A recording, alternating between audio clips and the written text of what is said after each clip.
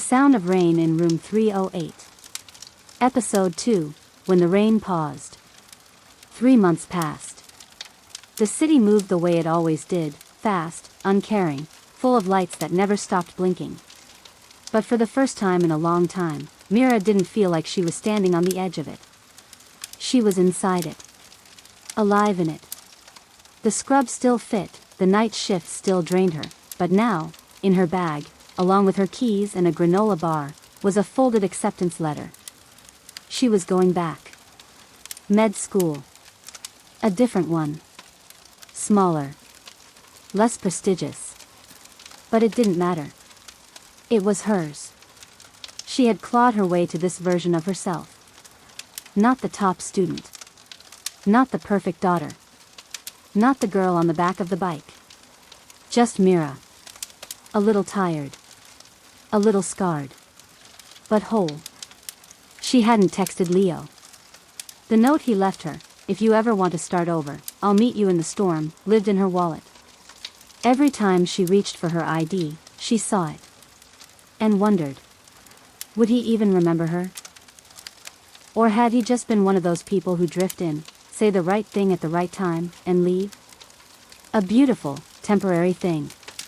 A soft echo in the dark. But then came the rain. Not just a drizzle. A full storm. The kind that smells like memory and unfinished conversations. Mira sat on her window ledge, staring out. She held her phone like it was made of glass. And then, she dialed. The number rang. Once. Twice. 3 times. Then. Hey. That voice. Warm. Sleepy. Familiar in a way that hurt a little. "Leo," she said. "Mira." The silence that followed wasn't awkward. It was full. Like a page waiting for words. "I started over," she said. A breath caught on the other end. "You did?" "I'm going back to med school." There was a long pause. And then, quietly, "I knew you would." She smiled. "I didn't." "Where?" She told him. He laughed. "That's only an hour away." Her heart skipped. "Is it? Do you, maybe want to meet?" She hesitated. Then said, "I'm not who I used to be." He answered without missing a beat. "I never wanted her. I wanted you." They met at a bookstore cafe halfway between their towns. Mira wore a gray sweater and no makeup. She didn't try to be perfect. She just wanted to be present. Leo was already there, reading. His wrist had healed. The scar was still there, a thin reminder that some things don't vanish. They soften. He stood up, like he wasn't sure if he should hug her or not. She solved it by walking straight into his arms. It wasn't dramatic. No tears. No music swells.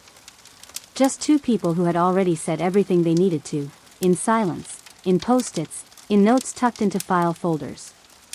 They got coffee. Talked for hours. About books. About the awkwardness of growing older.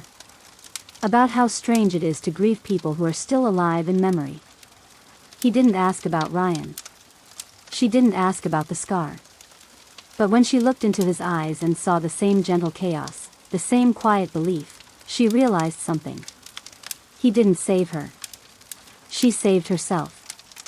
But he reminded her it was still worth trying. That night, as they parted in the parking lot, he took her hand. "Do you still like the rain?" he asked. She looked up at the sky. It had stopped. "For now. I think I'm learning to." He smiled.